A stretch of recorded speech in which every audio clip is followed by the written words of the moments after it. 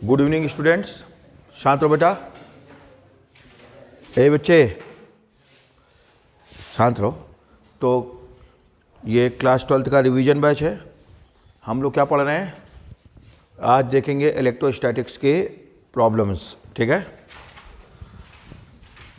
Chapter 1 की problems.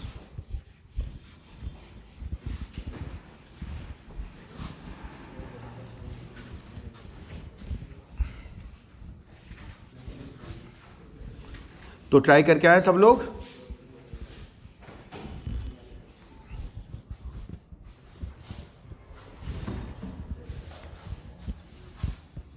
Class 12th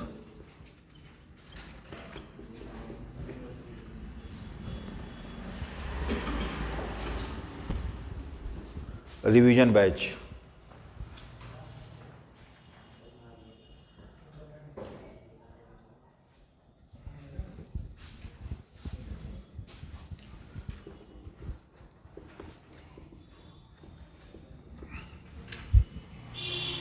chapter 1 problems का lecture 1।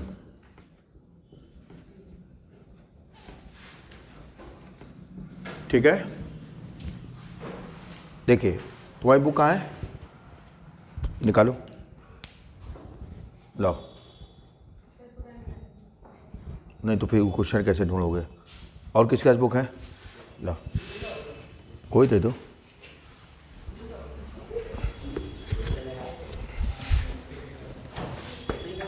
तो पुरानी क्यों खरीदी बेटा तूने?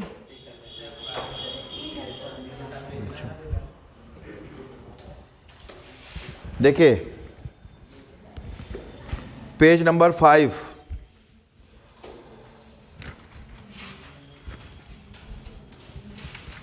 मिला?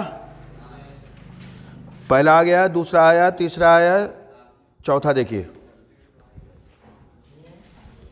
चौथा नहीं आया? तुम ट्राई नहीं करते हो?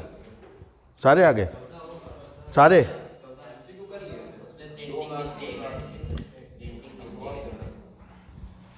चौथा क्वेश्चन देखिए, 1 से 3 तक बिल्कुल सिंपल है। An electron experiences a force 1.6 into 10⁻⁻80 Newton. 1.6 into 10⁻80 नहीं होगा, -16, प्रिंटिंग मिस्टेक है। आई का इसके पहले आप एक नोट लिख लो। जब आप स्केलर क्वांटिटी कैलकुलेट करते हो, क्या कैलकुलेट करते हो? तो चार्ज को कैसे रखेंगे? With sign.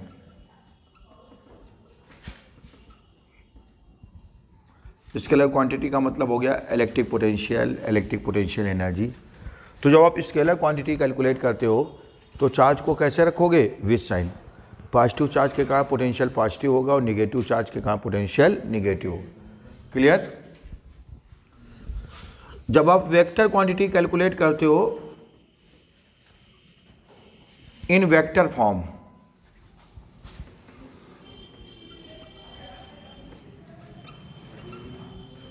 तो चार्ज को कैसे रखेंगे? With sign.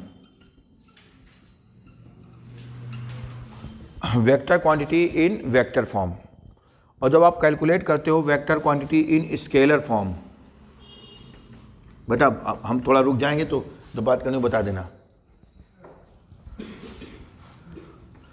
जिसको बात करनी हो बता देना, हम थोड़ा रुक जाएंगे। तुम्हें करना है क्या? इन स्केलर फॉर्म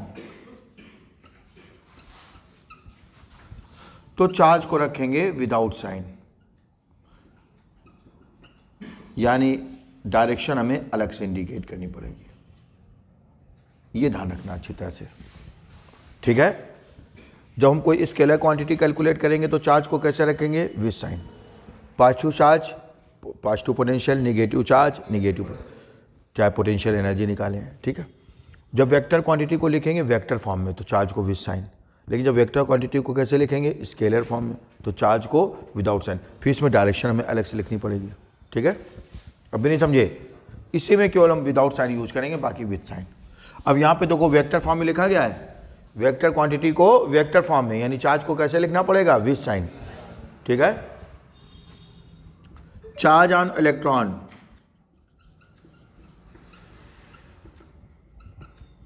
क्या चार्ज होता है, -1.6 × 10⁻⁻19 कूलम। क्लियर। और एफ वेक्टर का फार्मूला क्या होता है, ई वेक्टर इंटू क्यू, हमसे ई वेक्टर पूछा है, F vector upon Q. F vector हो गया 1.6 × 10⁻⁻19 Newton I cap divided by -1.6 × 10⁻⁻19 coulomb. Clear. -19 ये ऊपर जाएगा, +19 हो जाएगा, ये कैंसिल हो गया, यानी ई वेक्टर क्या आ गया, माइनस है 1 × 10⁻³ न्यूटन पर कूलम आई का आंसर ऑप्शन बी। समझ गए ना, वो नोट करके नोट किया, नहीं समझे, फिर कुछ समझ आ रहा है। क्वेश्चन नंबर 10th के पहले हम एक और बताना चाह रहे थे, क्वेश्चन नंबर 7। कौन सा बताना चाह रहे थे, अच्छा 5 को बताएं, आ गया 5 भी देख लो, 5 में हमने 1-2 चीज़ें जरूरी बताई थी, ये नोट कर लिया। देखिए सुने, तो जैसा कि हम लोगों ने गॉस थ्योरम के एप्लीकेशंस में पढ़ा था, अगर कंडक्टिंग शीट है, पहले नॉन कंडक्टिंग शीट, तो नॉन कंडक्टिंग शीट में चार्ज कहाँ होता है, एक ही तरफ तो होता है, तो कितना इलेक्ट्रिक फील्ड होता है, σ/2ε0 नॉन कंडक्टिंग शीट।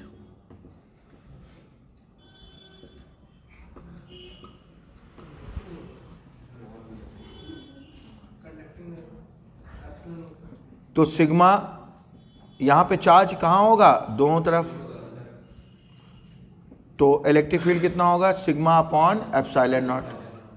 लेकिन अगर 2 मेटालिक प्लेट रखी हुई हैं, 2 मेटालिक प्लेट, कंडक्टर होना चाहिए बस, तो क्या होगा, इस पे जैसे पॉजिटिव चार्ज है, भाई मेटालिक है तो दोनों तरफ पॉजिटिव चार्ज होगा, इस पे दोनों तरफ नेगेटिव चार्ज। लेकिन जैसे ही इनको हम पास में लाते हैं तो क्या होता है कि जो प्लेट X है वो प्लेट Y के नेगेटिव चार्ज को अंदर खींच लेती है, और प्लेट Y प्लेट X के पॉजिटिव चार्ज को अंदर खींच लेती है। वैसे तो कंडक्टिंग प्लेट पे दोनों तरफ चार्ज होता है, लेकिन जब 2 प्लेटें होती हैं तो केवल चार्ज कहाँ पे आ जाता है, इनर सरफेस पे।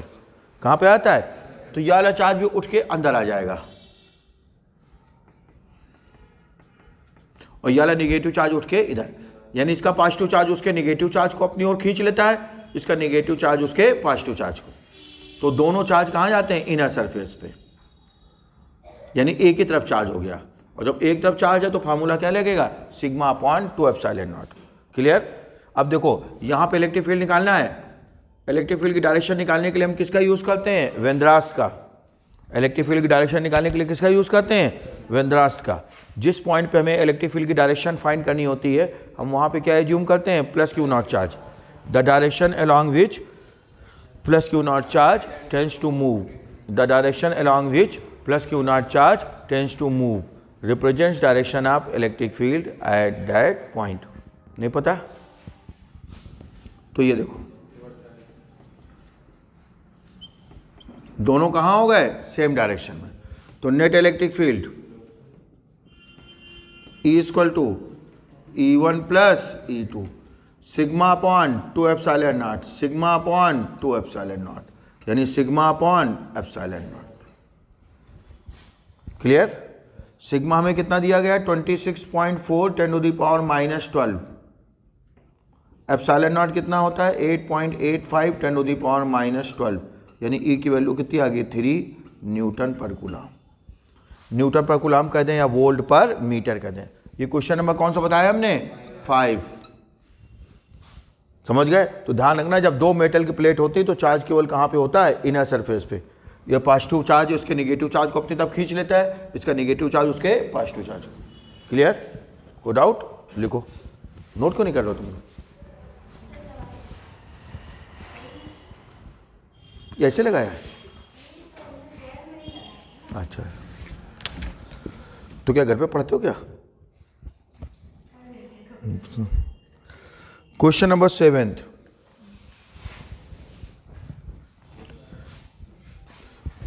सेवेंथ के पहले आपको एक नोट लिखना पड़ेगा। क्वेश्चन नंबर 7 जब हमने मेन बैच में पढ़ाया था तो आपको बताया था, इसमें बहुत सारी न्यूमेरिकल शीट दी थी ना। इसमें सुनिए, क्वेश्चन नंबर 7, इसके पहले एक नोट लिखें, और ये नोट किसके बारे में है? न्यूट्रल पॉइंट के बारे में। किसके बारे में है? लिखे, 2 पॉइंट हैं। इफ न्यूट्रल पॉइंट जानते हो ना, जहां पे नेट इलेक्ट्रिक फील्ड क्या हो जाएगा? 0। इलेक्ट्रिक फील्ड में न्यूट्रल पॉइंट का मतलब ऐसा पॉइंट जहां पे net electric field 0। Magnetic field में न्यूट्रल पॉइंट का मतलब ऐसा पॉइंट जहां पे नेट मैग्नेटिक फील्ड 0। सुनिए, if,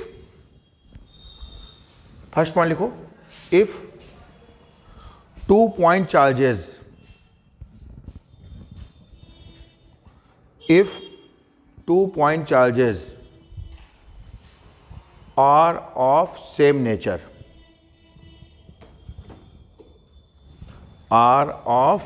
nature,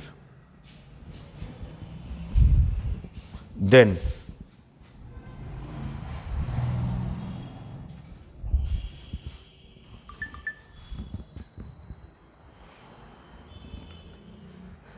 neutral point is situated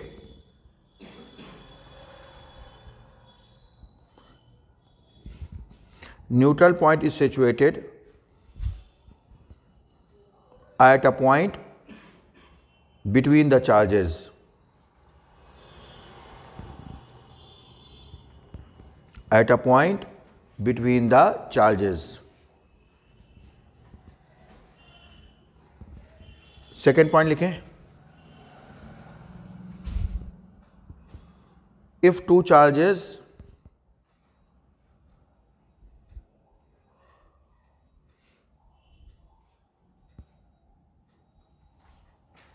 are of opposite nature,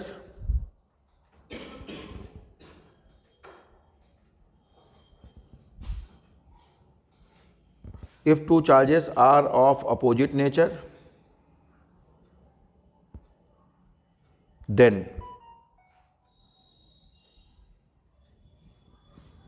neutral point is situated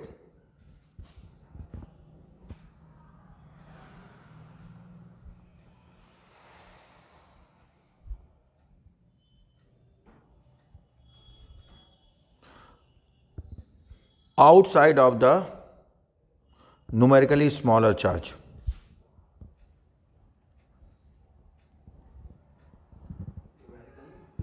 Outside of the numerically smaller charge. Outside of the numerically smaller charge. ध्यान सुनना, अगर दोनों चार्ज पॉजिटिव हैं या दोनों charge negative, same nature का मतलब दोनों पॉजिटिव या दोनों निगेटिव, तो न्यूट्रल पॉइंट इनके बीच में कहीं होगा। ठीक है, अब किस पॉइंट पे होगा वो हमें कैलकुलेट करके फाइंड करना होता है। समझ गए? एक पॉजिटिव एक निगेटिव है, जैसे एक प्लस Q1 हो गया और एक माइनस Q2। अब न्यूट्रल पॉइंट कहाँ पे होगा? या तो Q1 के बाहर या Q2 के बाहर। किसके बाहर? जो छोटा होगा। साइन से मतलब नहीं है, न्यूमेरिकली स्मॉलर चार्ज। नहीं समझे? जैसे एक है 3 कूलाम प्लस 3 कूलाम और दूसरा है -5 कूलाम, तो किसके बाहर होगा? 3 के कि 5 के? 3 के। समझ गए? अगर इस पॉइंट को भूल गए तो न्यूट्रल पॉइंट का कोई भी क्वेश्चन नहीं कर पाओगे, चाहे वो 1 मार्क का हो, चाहे 2 मार्क का हो, चाहे 3 मार्क का हो। नहीं समझे? ठीक है, अगर 2 चार्ज सेम नेचर के हैं तो न्यूट्रल पॉइंट कहाँ पे होगा? उनके बीच में किसी न किसी पॉइंट पे। अगर अपोजिट नेचर के हैं तो outside of the numerically smaller charge. Outside of the numerically smaller charge. Outside of the numerically smaller charge. Clear? देखिए,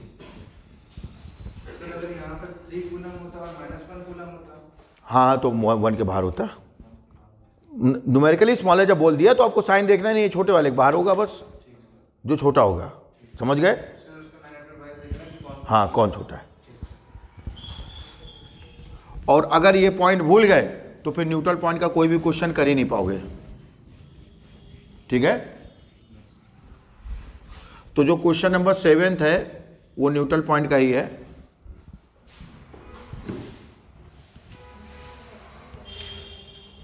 देखिए तूने पूछा नहीं।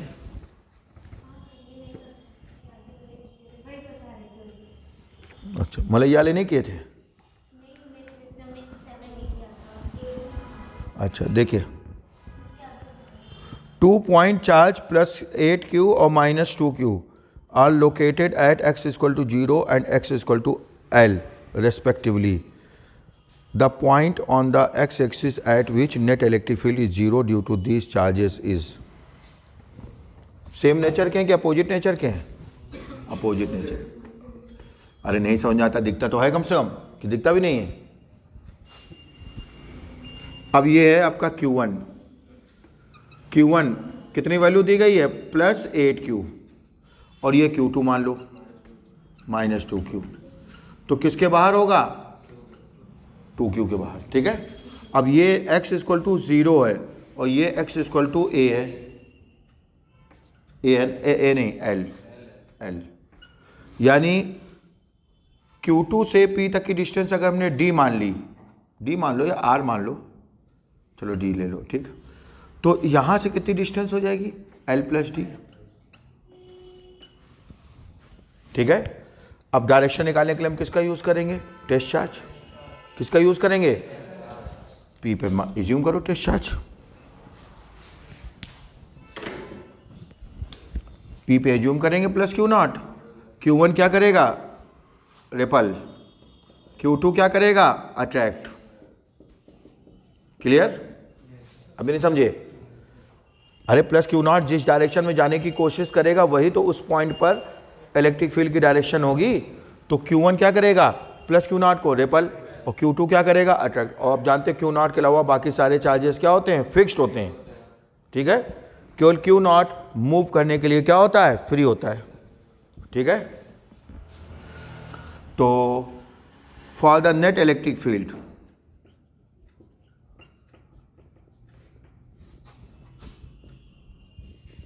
Eight point P to be 0,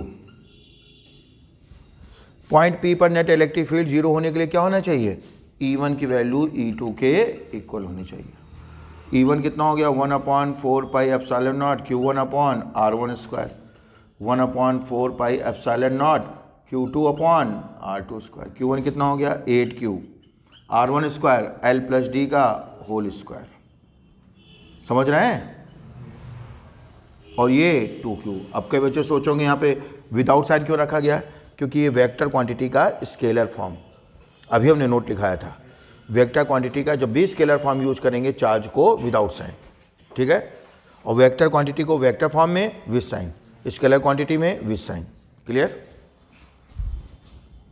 R2 कितना हो गया? d स्क्वायर, तो q से q कैंसिल, इससे इसको कैंसिल, 4 रूट ले लो, तो 2/L plus D equal to 1/d, 2d equal to L plus D, यानी d की वैल्यू L, यानी ओरिजिन से कितनी डिस्टेंस हो गई? P की 2L, L प्लस डी। ठीक है,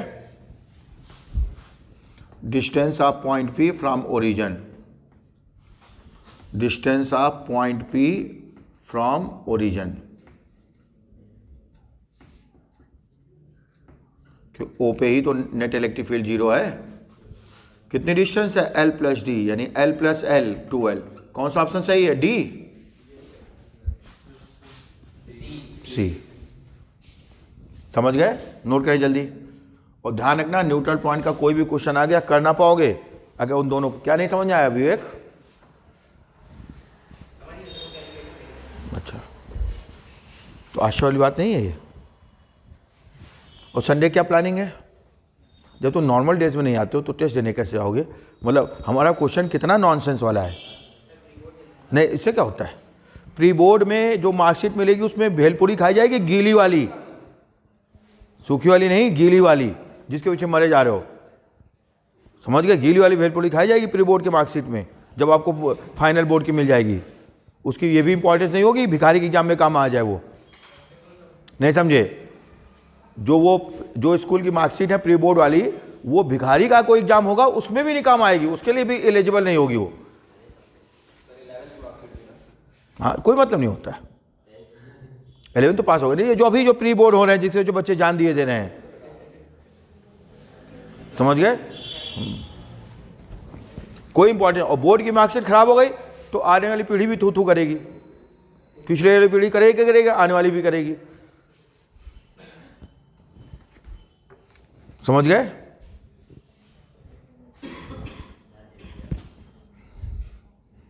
क्वेश्चन नंबर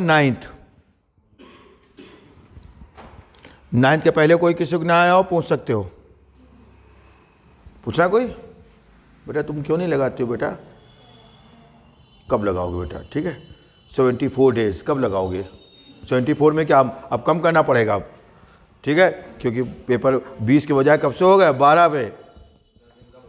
हाँ, लेकिन CBSE के अकॉर्डिंग चल रहे हैं हम, ठीक। अभी मार्कशीट का, उसका डेट शीट का वेट करो। हाँ पता है, 7 से सीधे 5 वाली लाइन पे ना जाओ। क्वेश्चन नंबर 9, आपको पता है, नहीं पता है, पॉजिटिव चार्ज पे फोर्स कहाँ लगता है? इलेक्ट्रिक फील्ड की डायरेक्शन में। और नेगेटिव चार्ज पे फोर्स कहाँ लगता है? इलेक्ट्रिक फील्ड की अपोजिट डायरेक्शन। पता ना सबको? पॉजिटिव चार्ज पे फोर्स लगता है इलेक्ट्रिक फील्ड की डायरेक्शन में, पता है? ठीक ठीक। और नेगेटिव चार्ज पे फोर्स लगता है इलेक्ट्रिक फील्ड की अपोजिट डायरेक्शन में। देखिए,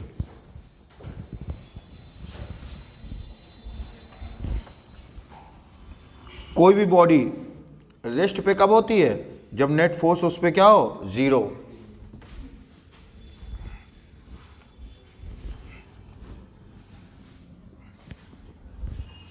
सुने,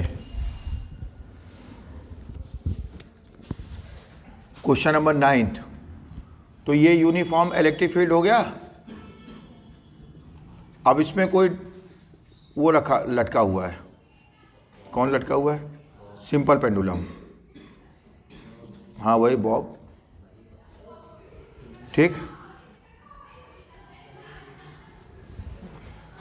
अब ये इधर की तरफ दिखाया गया है, किधर की तरफ दिखाया गया है? इलेक्ट्रिक फील्ड की डायरेक्शन में। किधर की तरफ दिखाया गया है? ये इलेक्ट्रिक फील्ड की डायरेक्शन, यानी इस पे फोर्स कहाँ लग रहा है? इलेक्ट्रिक फील्ड की डायरेक्शन में, यानी इस पे चार्ज कैसा होगा? पॉजिटिव। ये तो बात समझ गए। अगर इस पे नेगेटिव चार्ज होता तो ये उधर टुवर्ड्स लेफ्ट ना जाता, समझ गए? ये राइट की तरफ जा रहा है, यानी इलेक्ट्रिक फील्ड की डायरेक्शन में जा रहा है, यानी इस पे कैसा चार्ज होगा? पॉजिटिव। क्लियर? ये एंगल थीटा है, तो ये भी एंगल कितना होगा? थीटा। क्यों? अल्टरनेट एंगल, ठीक है। mg कहाँ वर्क करता है? Vertically downwards. mg कहाँ वर्क करता है? सबने 11th में पढ़ा होगा, जो भी बच्चे यहाँ पढ़े हैं उन्होंने तो अच्छी तरह पढ़ा होगा। कहीं पे भी स्ट्रिंग आ जाए, वायर आ जाए, थ्रेड आ जाए, रोप आ जाए, टेंसाइल, तो इस बच्ची तक को याद है, मतलब इससे आप अंदाजा लगाओ कितने बार रिपीट किया होगा, ठीक है। नहीं समझे? पर्सनली तो नहीं लेते हो, ठीक, कोई फर्क नहीं पड़ेगा। तो कहीं पे भी तुम लेते हो, अच्छा, तो कहीं पे भी स्ट्रिंग, वायर, थ्रेड या रोप आ जाए, किसी भी न्यूमेरिकल में, हमारे ब्रेन में तुरंत क्या आना चाहिए? Tensile force. समझ गए? नहीं आ रहा है तो उसी रस्सी को यूज कर लेना चाहिए फंदा बना के। नहीं समझे?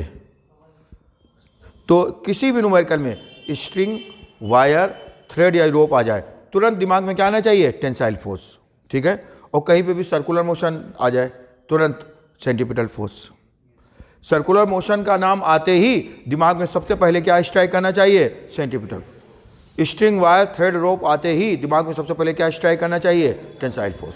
और टेंसाइल फोर्स की डायरेक्शन आपको पता है, अवे फ्रॉम द बॉडी। क्या डायरेक्शन होती है? जिस बॉडी पे शो करते हैं उससे अवे, ठीक है। ये टेंसाइल फोर्स हो गया। अब ये 3 फोर्स लग रहे हैं, टी लिख दो, टी लिख दो, एफ लिख चुके हैं ना, तो टी लिख दो। 3 फोर्स लग रहे हैं, एक F, ये इलेक्ट्रिक फोर्स हो गया। अच्छा F की वैल्यू होगी कितनी, EQ, इलेक्ट्रिक फोर्स EQ होता है ना, तो ये F हो गया, दूसरा ये टेंसाइल फोर्स स्ट्रिंग के अंदर, और तीसरा mg। mg हमेशा कहाँ लगता है, वर्टिकली डाउनवर्ड्स, ये क्वेश्चन में गिवन है, टुवर्ड्स राइट दिया गया ना ये। और टेंसाइल फोर्स की डायरेक्शन क्या होती है, अवे फ्रॉम दी बॉडी, समझ गए। ये रेस्ट पे है, और कोई भी बॉडी रेस्ट पे कब होती है, जब उस पर नेट फोर्स 0, नहीं समझे, ठीक है। दो कंपोनेंट कर लो, इधर कंपोनेंट क्या आएगा, T cos थीटा, और ये T sin थीटा किसको कैंसिल करेगा, F को, और T cos थीटा किसको कैंसिल करेगा, mg को।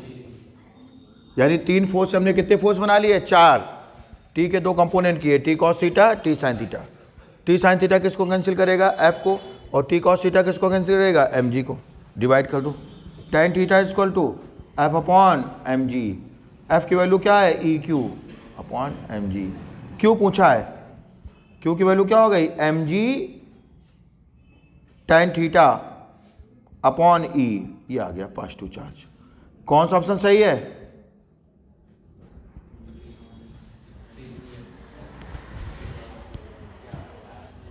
अरे mg upon E tan theta नहीं है, तो क्वेश्चन नंबर ये है आपका B option, positive with magnitude mg upon E tan theta. अरे mg upon E tan theta, नहीं समझे, कोई डाउट, समझ आया कैसे किया गया।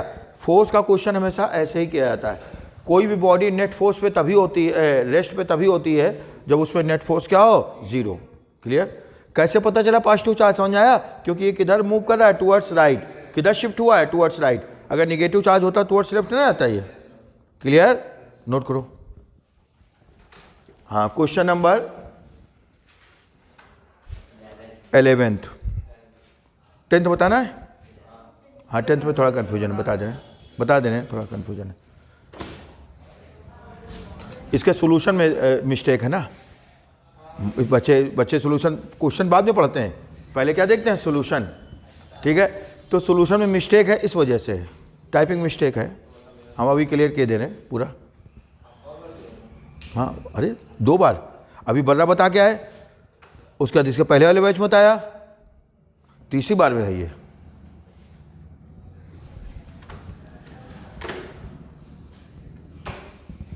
तभी तुम्हें पता है कि कौन कौन से बच्चों ने पूछा है, वही हम बताते जा रहे हैं।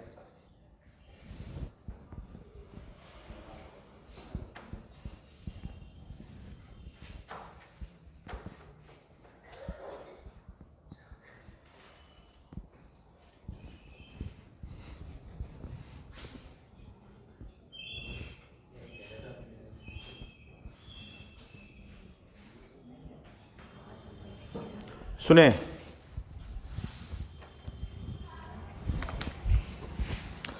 क्वेश्चन नंबर 10th,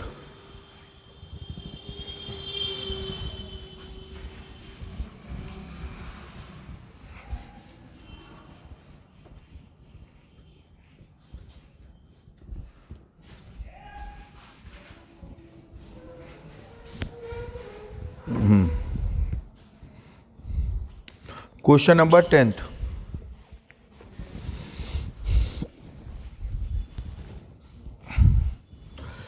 देखो x पे नेगेटिव चार्ज है,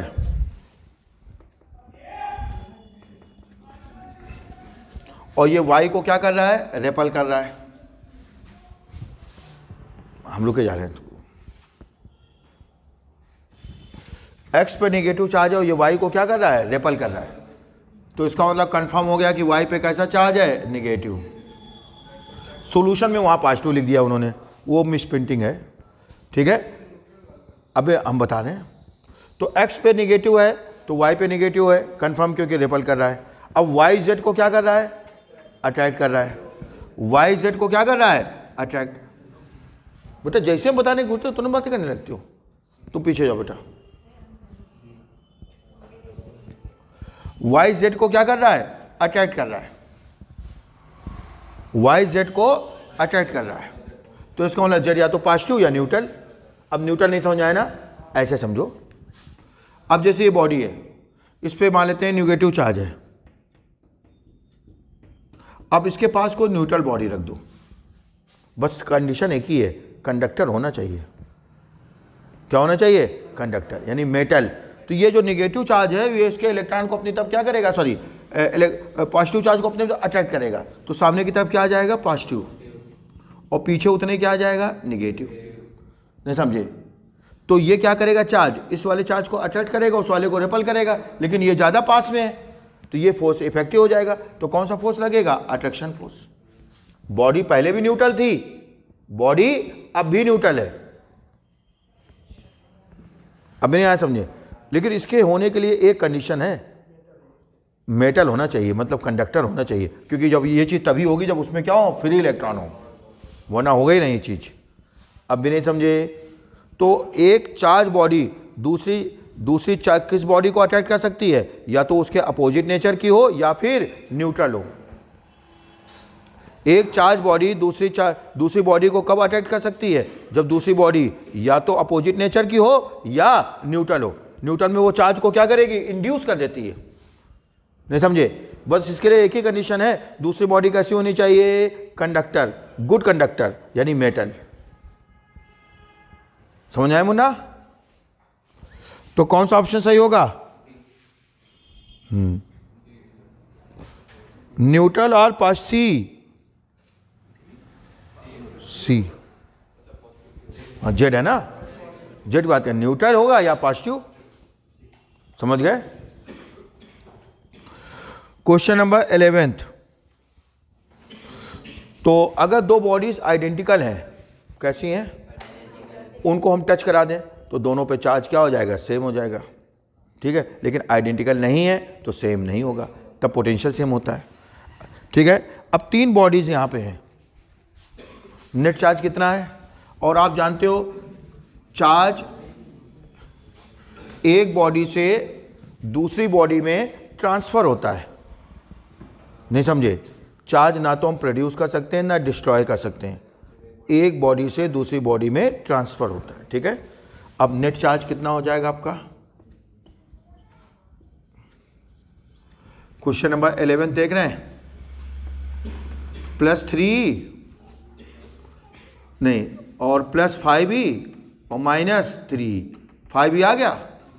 तीन बॉडीज हैं, तीन बॉडीज, और तीनों को एक दूसरे से टच करा दिया।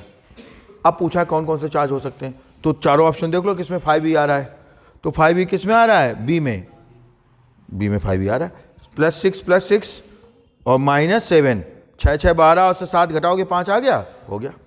हाँ, यहाँ पे कहीं पे अगर ये आ जाता दिया होता 5/3e 5/3e 5/3, तो फिर उसको टिक करते। नहीं समझे? नहीं समझाए ना? ठीक। ऑब्जेक्टिव क्वेश्चन करने के लिए बेटा तुम भी सुनो, यशी पढ़ना पड़ेगा ना। तो ऑब्जेक्टिव क्वेश्चन के लिए हमें अलग माइंडसेट की जरूरत पड़ती है। कभी कभी कोई एमसीक्यू ऐसा आ जाता है जिसमें चारों ऑप्शन गलत होते हैं, तो फिर हमें क्या देखना पड़ता है? कौन कम गलत है, कौन कम गलत है। और कभी कभी क्या होता है, एक से ज़्यादा सही होते हैं, तो क्या देखना पड़ता है? कौन ज़्यादा सही है। अभी नहीं समझे? तो तीनों को जब आपने टच करा दिया तो नेट चार्ज कितना बचा? 5e। अब अगर तीनों बॉडीज आइडेंटिकल होती क्या होती? तो तीनों पे चार्ज सेम हो जाता। कितना कितना हो जाता? 5/3 5/3 5/3। ठीक है, अब भी नहीं समझे? जब इन तीनों को घर जाके ऐड करोगे तो 5e आ जाएगा, लेकिन ये ऑप्शन में दिया नहीं है, तो फिर हमें देखना पड़ेगा किस ऑप्शन में 5e चार्ज आ रहा है। तो 5e चार्ज किस में आ रहा है? बी में, तो आपका बी ऑप्शन सही है, क्योंकि चार्ज ना तो प्रोड्यूस कर सकते हैं ना डिस्ट्रॉय। इसका मतलब बॉडीज आइडेंटिकल नहीं है। हमसे कहा नहीं है कि बॉडी आइडेंटिकल है कि नहीं है। जब चार्ज अलग अलग है इसका मतलब बॉडी आइडेंटिकल नहीं है। क्या नहीं समझ आया? अगर बॉडीज आइडेंटिकल होती हैं तो क्या होता है? चार्ज भी सेम हो जाता है सबका, पोटेंशियल भी सेम हो जाता है टच कराने पे। और जब बॉडी आइडेंटिकल नहीं होती तो क्या होता है? पोटेंशियल सेम हो जाता है, चार्ज सेम नहीं होता है। पोटेंशियल तो हर कंडीशन में सेम हो जाता है, जैसे टच कराओगे पोटेंशियल सेम, टच कराते ही पोटेंशियल, क्योंकि चार्ज जाता ही है हायर पोटेंशियल से कहाँ? Lower potential. कब तक? जब तक पोटेंशियल सेम ना हो जाए। नहीं पता है? दोबारा पढ़ा रहे, रिवीजन बैच चाहिए। समझ गए? तो पोटेंशियल तो हर कंडीशन सेम होगा। बॉडीज आइडेंटिकल हैं तो पोटेंशियल भी सेम हो जाएगा, चार्ज भी सेम हो जाएगा। आइडेंटिकल नहीं है तो पोटेंशियल सेम हो जाएगा, चार्ज सेम नहीं हो। हमने फिर रिपीट कर रहे हैं, अगर आपको ये ऑप्शन दिया जाता है तो फिर उसको ना टिक करते, ये टिक करते, क्योंकि इसके चांसेस ज़्यादा हैं। अभी नहीं समझे, लेकिन ये नहीं दिया गया तो फिर उसको टिक करेंगे। ठीक, जब सारे गलत हैं तो फिर क्या ढूंढते हैं, कौन कम गलत है। समझ गए, सारे सही हैं तो फिर कौन ज़्यादा सही है। ठीक है, क्वेश्चन नंबर 12 बताना है। 12 तो बिल्कुल सिंपल है, बताना है तुम्हें। अच्छा, तो बेटा इसको अच्छी तरह समझ लो, नहीं तो इसमें क्या होगा कि हम इरिटेट होंगे। दुनिया में पूरे ब्रह्मांड में वेक्टर का फार्मूला रिजल्टेंट निकालने का एक ही तरीका होता है, are equal to √a² + b² + 2। पूरे ब्रह्मांड में मंगल ग्रह पहुंच जाओगे तो वही दूसरा कोई तरीका तुम्हें नहीं मिलेगा। और force, electric field, magnetic field, ये सब कैसी क्वांटिटी है, वेक्टर, बस यही फार्मूला लिखना है। ठीक है, दो वेक्टर का रिजल्टेंट निकालने का पूरे ब्रह्मांड में एक ही तरीका होता है। क्लियर, अब भी नहीं समझे, कोई डाउट। अब यहां पे अगर थीटा 90 हो जाता है तो r equal to √a² + b²। अगर a इक्वल टू b हो गया, यानी मैग्नीट्यूड क्या हो गया, सेम, तो r इक्वल टू क्या हो जाएगा, a√2। भाई जहां b लिखा है वहां भी क्या लिख दोगे, a² + a² 2a²। ठीक है, जब हम वेक्टर के लिए कोई रूल बताते हैं तो यूनिवर्स में जितनी वेक्टर क्वांटिटीज़ हैं सबके लिए वो रूल क्या होता है, अप्लीकेबल होता है। समझ गए।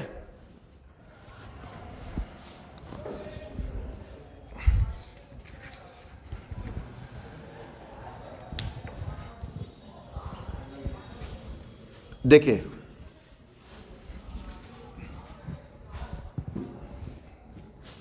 क्वेश्चन नंबर 12,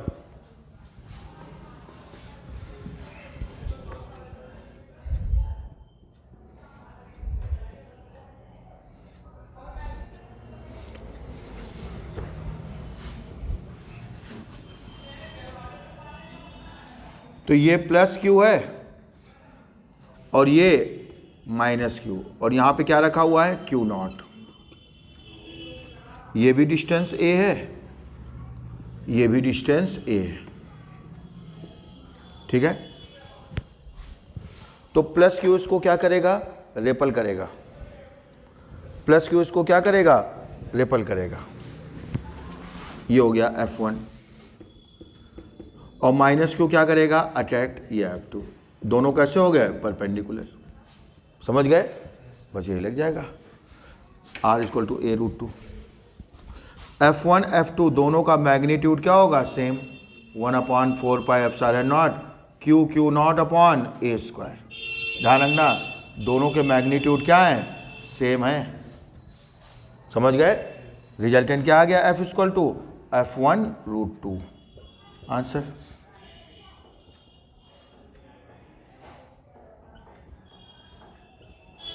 इसको उन्होंने k लिख दिया है, क्या लिख दिया है, k। तो कौन सा ऑप्शन सही हो गया, C। ठीक है, तो बेटा वेक्टर के नाम पे इतना घबरा क्यों जाते हो। नहीं तो नहीं बेटा, ये तुमको 11 से हम कम से कम 4-5 हज़ार बार बता चुके होंगे। 11 से शुरुआत में आ गए थे तुम बेटा, 11 से अभी तक 4-5 हज़ार बार बताया होगा तुमको। और जैसे वेक्टर आता है तुम बेहोश होने लगते हो। कोई भी वेक्टर हो ऐसे साल होगा। समझ गए,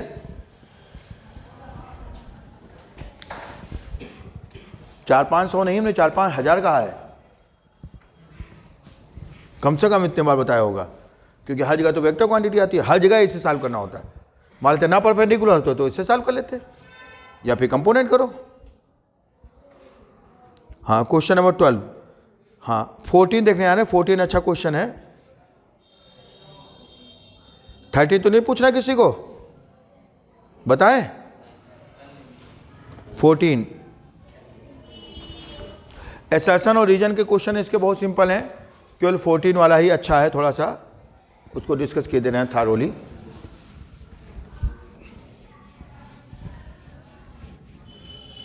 देखिए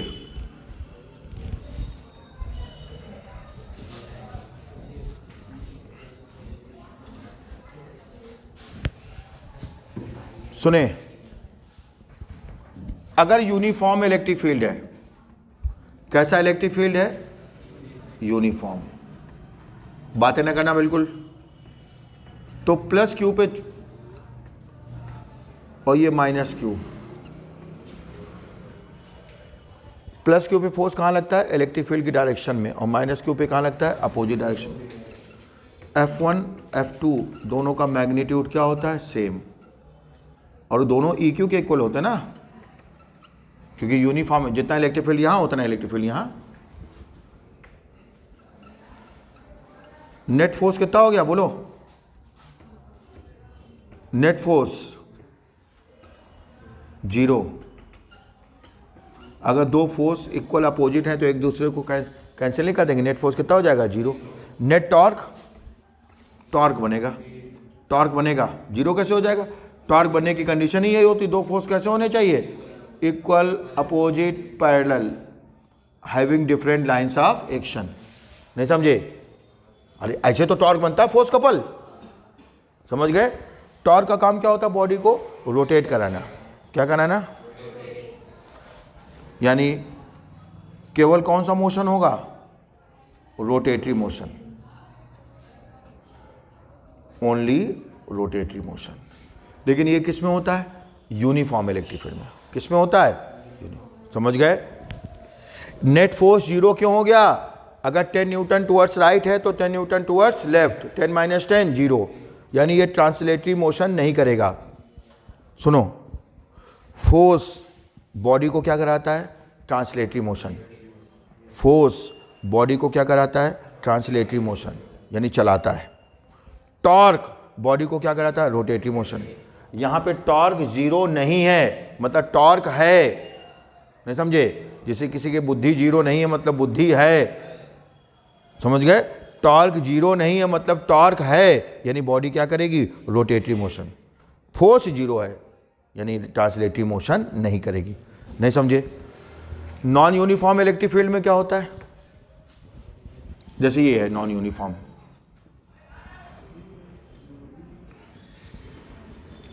अब यहां पे इलेक्ट्रिक फील्ड ज्यादा है, इधर कम है, तो पॉजिटिव चार्ज पे फोर्स ज्यादा लगेगा। एग्जांपल ले रहे हैं समझाने के लिए। सपोज कितना लगा? 20 न्यूटन।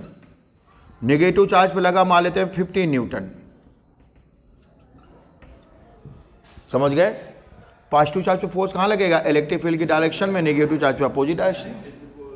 क्लियर? अब यहां पे लाइन पास पास है, यानी यहां पे इलेक्ट्रिक फील्ड ज्यादा है, यहां पे दूर दूर है, कम है, तो कम फोर्स लगेगा। क्लियर? यहां पे क्या था? यूनिफॉर्म इलेक्ट्रिक फील्ड था। नहीं समझे? नेट फोर्स कितना आ गया?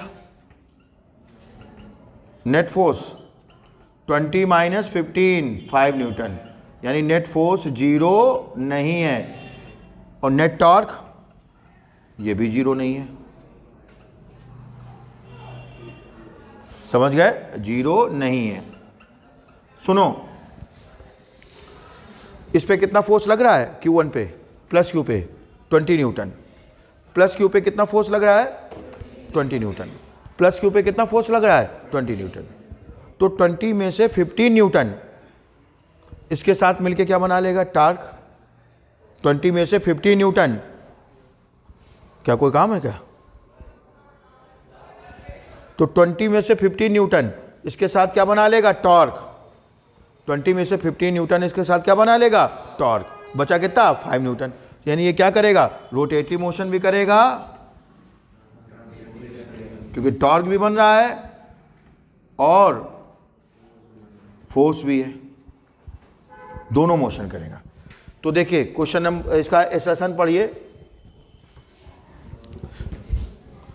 एसेशन क्या है? In a non uniform electric field a dipole will have translatory as well as rotatory motion. Translatory भी करेगा, रोटेटरी भी, यानी करेक्ट स्टेटमेंट है। और रीजन क्या है? In a non uniform electric field a dipole experiences a force as well as torque. ये भी सही है, समझ गए? और करेक्ट एक्सप्लेनेशन भी है, यानी ऑप्शन ए। ठीक है, बीच के पढ़ने सब आसान है। क्वेश्चन नंबर हम देखने जा रहे हैं 20। कौन सा देखने जा रहे हैं? 20। समझ गए ना? ये यूनिफॉर्म में केवल क्या होता है? टॉर्क, केवल रोटेटरी। नॉन यूनिफॉर्म में टॉर्क भी और फोर्स भी, रोटेटरी भी और ट्रांसलेटरी भी। क्लियर? क्वेश्चन नंबर 20 देखिए,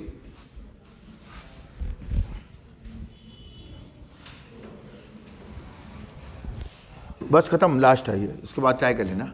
अब ट्राई करके आना अच्छी तरह से। अब इसके क्वेश्चन मंडे को होंगे,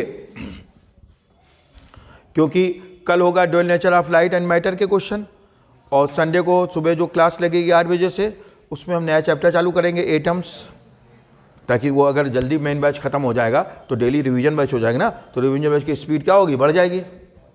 समझ गए? तो R और ये 2R, ये हॉलो स्फीयर है। अब सपोज इसके सेंटर पे प्लस क्यू चार्ज है, कितना चार्ज है, तो इलेक्ट्रिक इंडक्शन के कारण इनर सरफेस पे क्या आएगा, माइनस क्यू, और आउटर सरफेस पे प्लस क्यू। ये हॉलो स्फीयर है थिक वॉल का, समझे कि नहीं समझे? तो इनर स्फीयर पे कितना होगा surface charge density, Q1 upon A, Q1 upon A1, Q1 की जगह Q न्यूमेरिकल वैल्यू रखो, A1 4 पाई R स्क्वायर। क्लियर? और आउटर सरफेस पे Q2 अपॉन A2, Q2 भी Q है, न्यूमेरिकल वैल्यू, A2 कितना 4 पाई 2R स्क्वायर, 1/4 बाहर ले लो, Q अपॉन 4 पाई R स्क्वायर, डिवाइड करो, सिग्मा 1 अपॉन सिग्मा 2, 4/1। यही आंसर पूछा था आपसे। नहीं, अभी तुम जल्दी आ गए थे ना, पिछले वाले बैच में पढ़ा था। हाँ, अरे तुमने पिछले वाले बैच में पढ़ा था ये क्वेश्चन, तुम जल्दी आ गए थे, पिछला बैच उस समय चल रहा था। समझ गए? अब नहीं समझो, उसमें 26 भी बताया था हमने, अब 26 से टाइम नहीं है, ठीक है? 26 क्या है, छोटा सा है, लो हो गया। दो चार्ज हैं, अब बीच में क्या रख देते, प्लास्टिक की शीट, ये रख दी प्लास्टिक शीट। तो पहले कितना फोर्स था, 1/4 pi epsilon naught Q1 Q2 upon R square. अब फोर्स कितना हो जाएगा प्लास्टिक शीट रखने के बाद, 1/4 pi epsilon naught K Q upon R square, F1 upon F2 1 upon K, यानी F2 equal to F1 into 1 upon K, यानी कितने टाइम्स कम हो गया, 1 अपॉन K। बीच में डाइलेक्ट्रिक मीडियम रख दोगे तो फोर्स कम नहीं हो जाएगा, बीच में डाइलेक्ट्रिक मीडियम रख दोगे फोर्स कम नहीं हो जाएगा, बीच में डाइलेक्ट्रिक मीडियम रख दोगे फोर्स कम नहीं हो जाएगा। लो यहाँ भी 26 हो गए। हम ये मान के चल रहे हैं कि हमने 34 तक बता दिया है, यानी 34 के पहले हम एक भी क्वेश्चन नहीं बताएंगे अगर आप नहीं पूछोगे तो। समझ गए? आगे हम देखेंगे कौन कौन से क्वेश्चन है, यानी नेक्स्ट टर्न पे उसको क्या करना है, खत्म करना है। क्लियर? Okay, that's all. ये लो बुक, नहीं लेना क्या, तो पीछे घर पे लगाया करो, तुम अभी को नहीं लग रही बुक, घर पे छूते नहीं हो क्या? अच्छा बेटा, वेक्टर का रिजल्टेंट कैसे निकालते हैं, समझ गए ना? R equal to √a² plus b² plus 2ab cos theta, perpendicular है तो R equal to √a² plus b²।